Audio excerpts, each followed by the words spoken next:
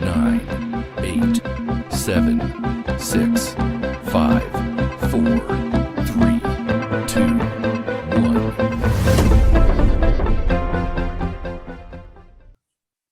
Howdy, CROC Nation. This is your favorite cancer survivorship bus driver, Dr. Tommy Anelli. On my left, on the other side of the glass, Angel Santana. Have faith, let it begin. Angel, this is the last podcast of 2021. Can't wait to say goodbye to it. And for those of you that are not able to see me, I am wearing my Christmassy lights on top of my head, and we are shining bright because this has been a powerful year. I am happy to see it go because of the COVID world, but I'm sad to see it go because it was a phenomenal year. Mr. Host himself, the bus driver, the icon, the Ayatollah of rock and roller, Tom Ianelli. I love you, brother. Angel, if I could paint a visual for everyone, you have these lights, Christmas lights on your head. Oh, terrible officer, not distraction. Go ahead. So, Angel Santana, lest us get off track. CROC Nation, last podcast of the year. Lots to say. I believe all of you are probably still a little bit hungover from Christmas. This is December 26th. You probably just powerate yourself through some turkeys and hams and roast beefs and roast beasts and all sorts of fun stuff. You probably still have a bit of a champagne hangover, probably enjoying opening the remainder of your presents and having a great general feeling of goodwill and spirit toward humanity. And now is about the time, Angel. This is the 26th. We're entering in the last week of the year. And I think a lot of people get over that hangover, that holiday hangover, and they start looking forward to the new year. And one of the things people do traditionally before the new year is they set forth a series of resolutions. They call them New Year's resolutions. And do you have any resolutions coming into the end of this year? I do actually. It's like a 1-in-1. It's good health, mainly, of course, for my wife and my unborn son, and just overall peace. And I mean that sincerely. With all the hate that's going on in the world, I'm just looking for peace. That's what I want. So if I have to, channel any other New Year's resolution other than the birth of my son and the health of my wife, I want to channel it back to everyone out there so they can get their peace and happiness.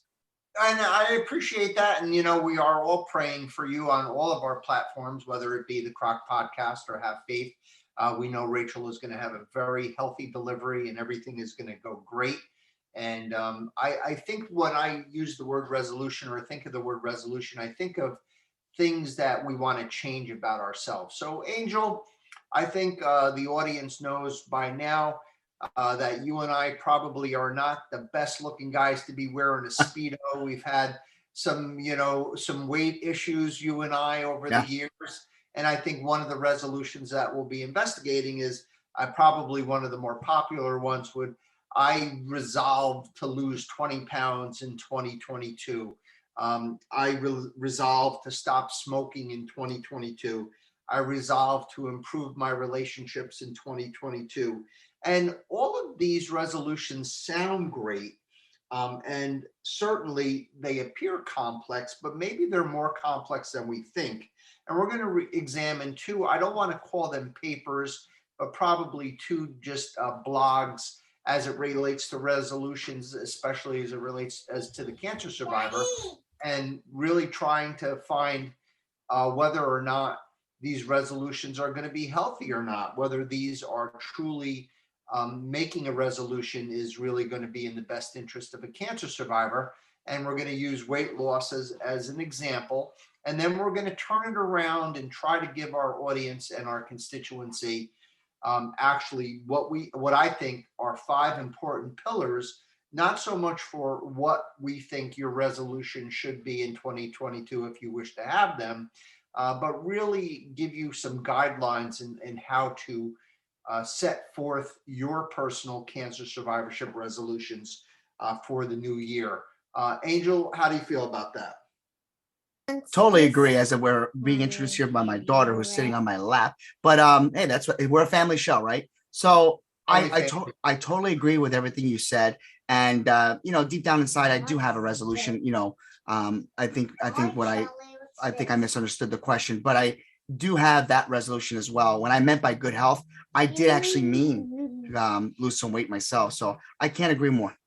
Excellent. So let's go through the actual complexity of a resolution, especially, as I said, as it relates to cancer survivors. So as the new year approaches, many people make resolutions or pledges to be healthier.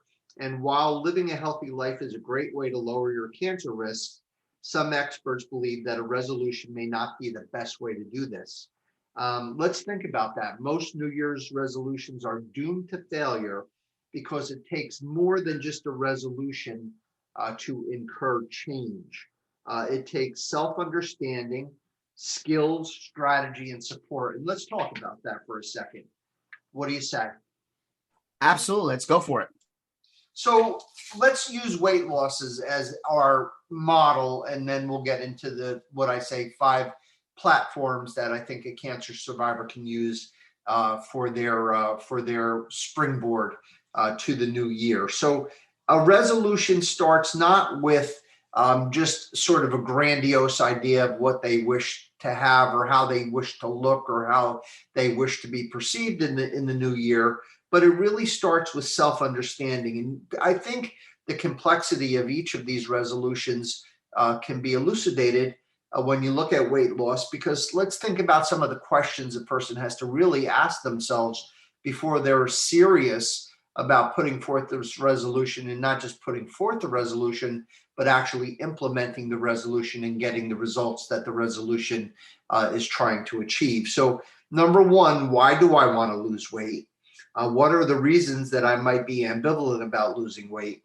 Meaning, why am I not willing to do the work that's necessary to actually lose weight? Why do I eat more food than I need? What are the reasons that I eat unhealthy food rather than healthy food? Duh, because it tastes unbelievable, right? That's like a stupid question. What positive purpose do comfort foods play in my life? Are there other ways I could get that comfort? What are my attitudes about exercise? What would I have to give up if I were to eat better and exercise more? And is it really worth it? So if you think about it, we all say, I want to stop smoking. I want to lose weight. I want to fit into this, clothes. I want to weigh what I weighed when I graduated high school. I want to really have a better relationship with my family. I want to behave better, blah, blah, blah, blah, blah. And you say these things, but then there comes a series of questions to clarify that resolution, that self-understanding. And then from there, it says to prepare a script. Now, when it says prepare a script, I like to think about it again in my sports analogy.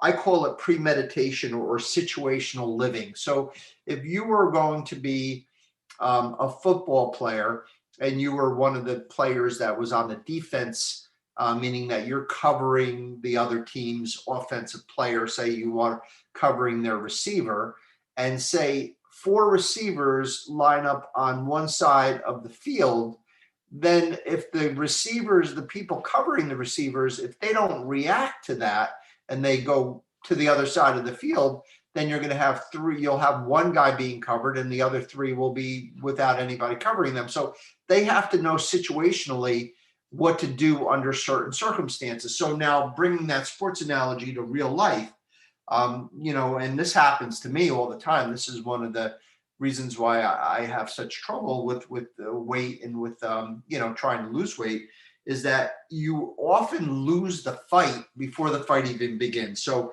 what do? You get tired, you're in the afternoon, it's 3:00 and you're starving. And the only thing that's in the department, is, chocolate or cookies or baked goods or Dunkin' Donuts or whatever, instead of, being able to anticipate or premeditate the knowledge that that's going to happen. And you have an apple. I know my wife gives me an entire truck of fruit, before the week starts, so I'll have something healthy in my office, when I reach that point? Or what do you do if you know you're going to have a birthday party and we have all those beautiful luncheons, right, that I provide for the staff that we talked about during generosity?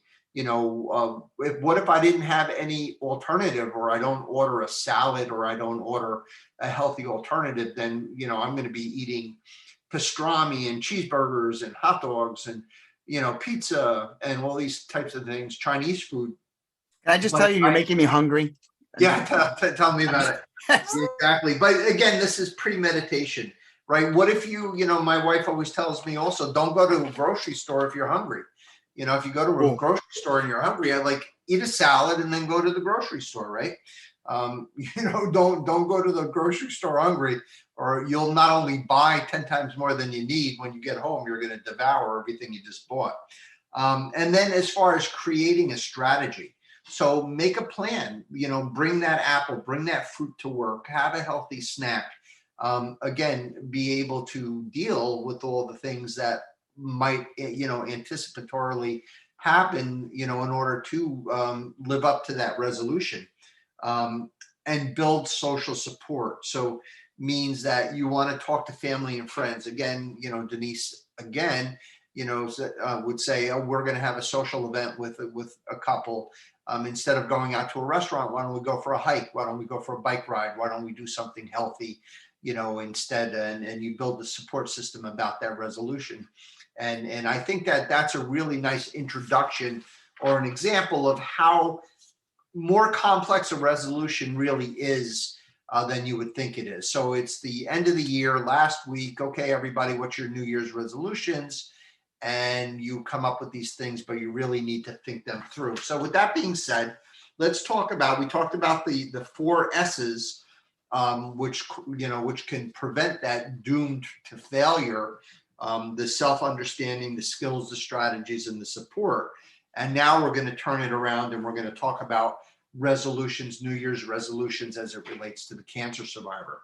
So as you know, we have certain pillars on the CROC podcast in our organization. Some of the things that we've been harping on and absolutely reinforcing and building that strong foundation with our CROC podcast for our cancer survivors. And one of them, I think, is we've done several podcasts talking about what is your relationship with your medical team? How do you interact with your care? With your caregivers, with your doctors, with your nurses? Are they accessible? Remember how we preach that you should have a doctor, especially if you have cancer, that if you call them, you can expect a call back in a reasonable amount of time. Now, you don't have to get them on the phone immediately, but I mean, we don't want you to feel that 3 days goes by and your doctor hasn't called you back, your nurse practitioner hasn't called you back.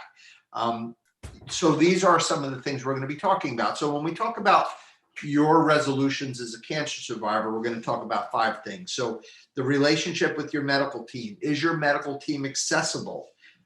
Do you trust your medical team? You're putting your life in their hands. Do you trust these people? Do you really believe in them?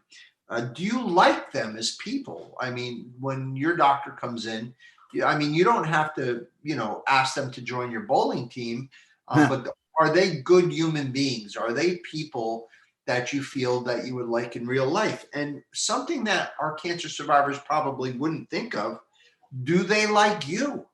Doctors and nurses are human beings. I mean, we gravitate towards certain personalities and we repel other types of personalities. I told you the funny story of the woman who was expecting a more traditional doctor, and I didn't even get a toe in the room. And she took one look at me with my jersey and she said, no, no, no, no, no, no, no, no, no. This isn't going to work. This isn't going to work. This isn't going to work. And, we were able to talk her off the ledge and it worked out well. We became friends. But, do you like them and do they like you? In addition, do you have all the players on the field? Again, back to my sports analogies. So say you have a thyroid cancer and you see me and I give you your iodine, you've had your surgery done, and then you have an internist in Maybrook, New York, who keeps your TSH level at, 3.7. Now, a TSH level of 3.7 would be fantastic for any normal person, but not for a cancer survivor. Your TSH needs to be much lower than that, but they may not know that. So do you have an endocrinologist on your team?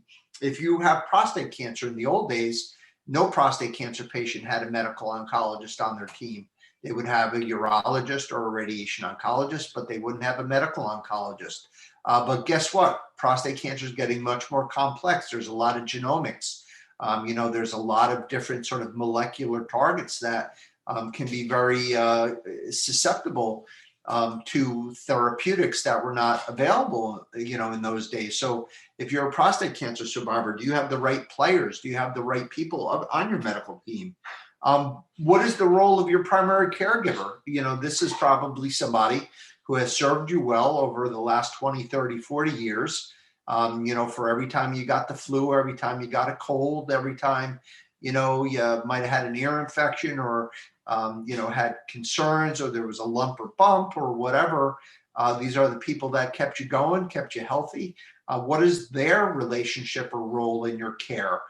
These are all important things. So pillar number one for setting up a series of resolutions is reinvestigate, reassess, and really think out what is the relationship you have with your medical team. Number two, what is your intellectual investment in your cancer survivorship journey? Are you the person who brought a notebook to your consult, or are you a person who just kind of sits there and listens? Do you have a binder where you keep all of your records, where you have all of your films on disc? Do you have a survivorship plan? Do you know what a survivorship plan is? Do you even know the type of cancer you have? Do you know your stage?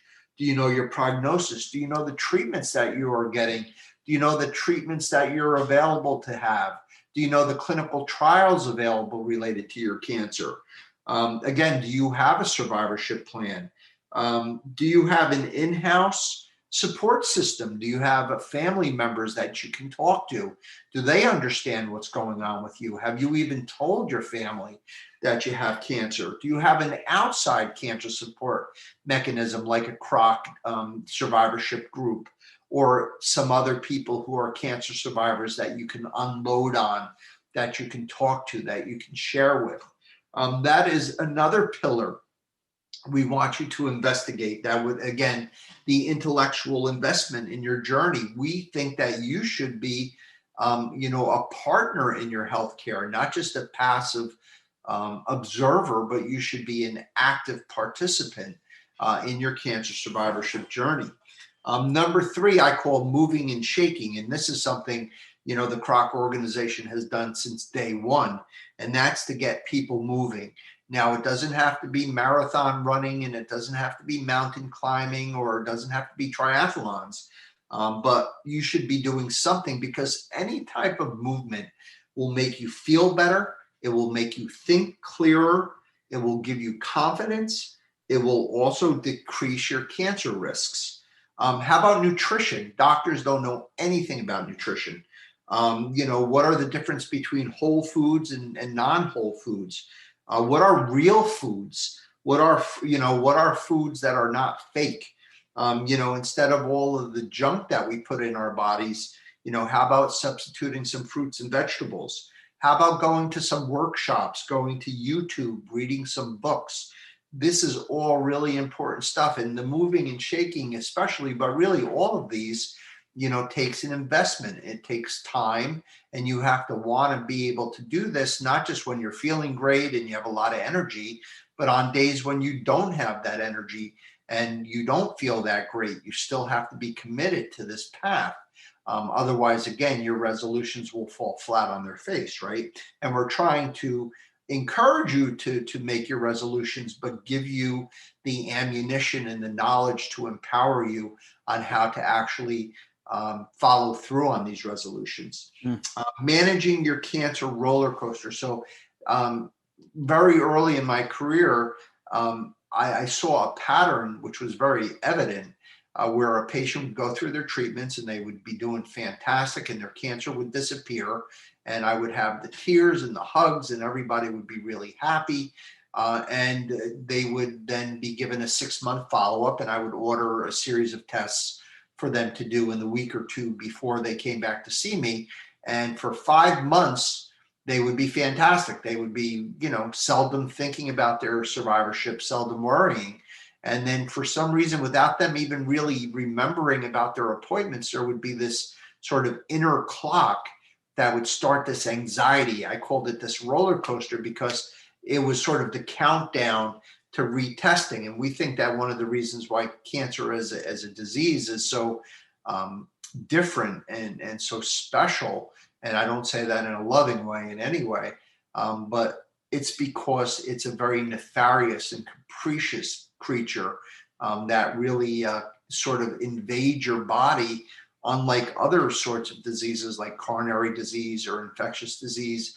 It's kind of an alien that just comes in and takes over and has this power over you. So for those 2 weeks, as you're getting ready for your retesting, you get a little short with your family, you get a little anxious, you get a little uneasy, you get a little insomnia, you get a little agita, as I would say in my Italian language. And then all of a sudden you would get your testing, and then all of a sudden it becomes downright, terror until you get the call from your doctor, hey, everything's great, I'll see you in 6 months. And then and then it sort of revamps. So our model, for dealing with the cancer roller coaster with that fear monster is to, again, going back to the other pillar, was to make sure you have a really good support, situation, both in-house and out of house. You have an organization like CROC that encourages fellowship and personal expansion and speaking to people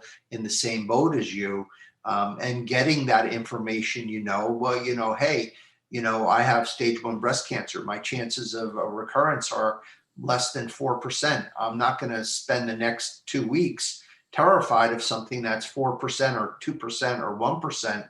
I'm going to just live my life, and I'm not going to let this fear get it behind me. Fear, right? Get it behind me. You serpent, we're not going to let that happen.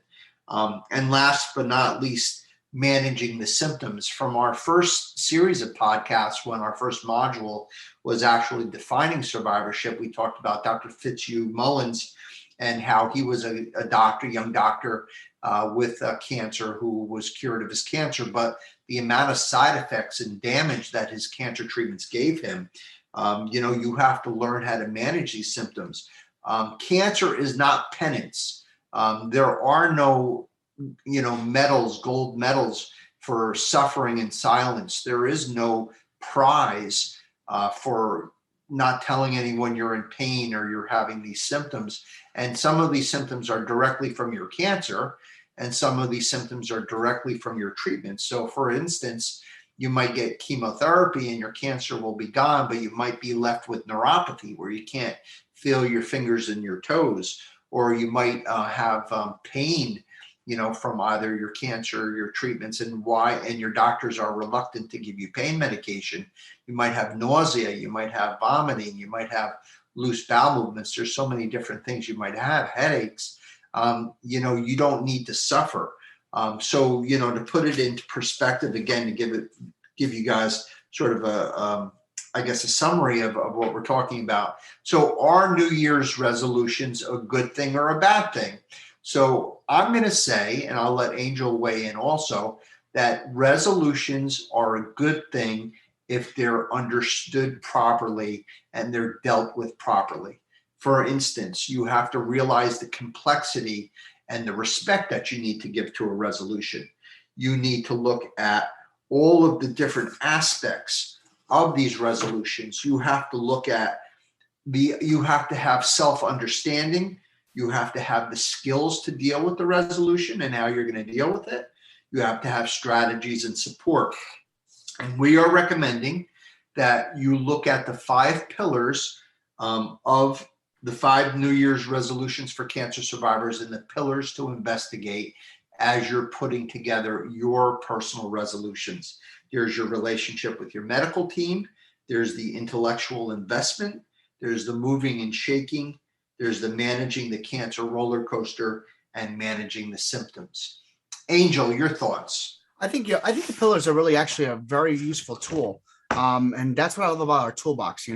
These people are going to be able to, myself included, of course, are going to be able to utilize, especially today's message, because this is something that goes on in ordinary life. Everybody goes through this. Whether you have a sickness, whether you have, just anything. Myself, just recently, when you're talking, I'm thinking about, and this morning I took my daughter to see a new pediatrician. We felt a little uncomfortable with the past one, and we went in there with good expectations, and we walked out of there with greater expectations.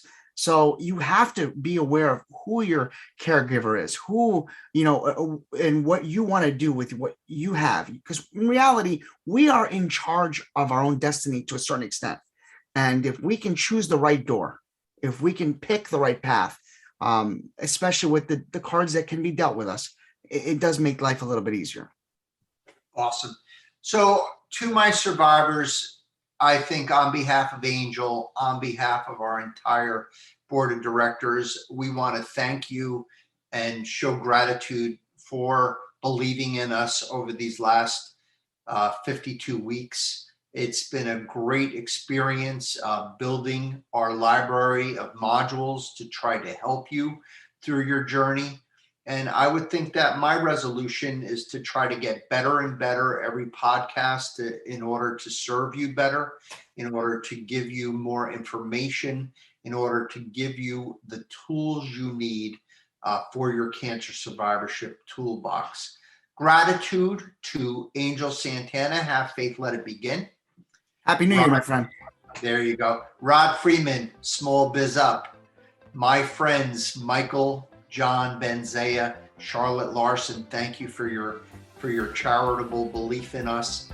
And of course, to the entire board of directors, who I think will be very happy that we probably kept this podcast to 30 minutes or less, despite it being our last podcast of the year. And we leave you as we leave you each week. We wish you, from the bottoms of our hearts, from this beautiful holiday week to this end of year podcast, we wish you a long, healthy, happy, cancer-free life. God bless you. God be with you. God love you. Peace. Thank you for listening to the CROC Podcast. On behalf of Dr. Tommy Nelly and myself, we want to wish all of CROC Nation, your family, and your friends a Merry Christmas and a Happy New Year. We'll see you all in 2022.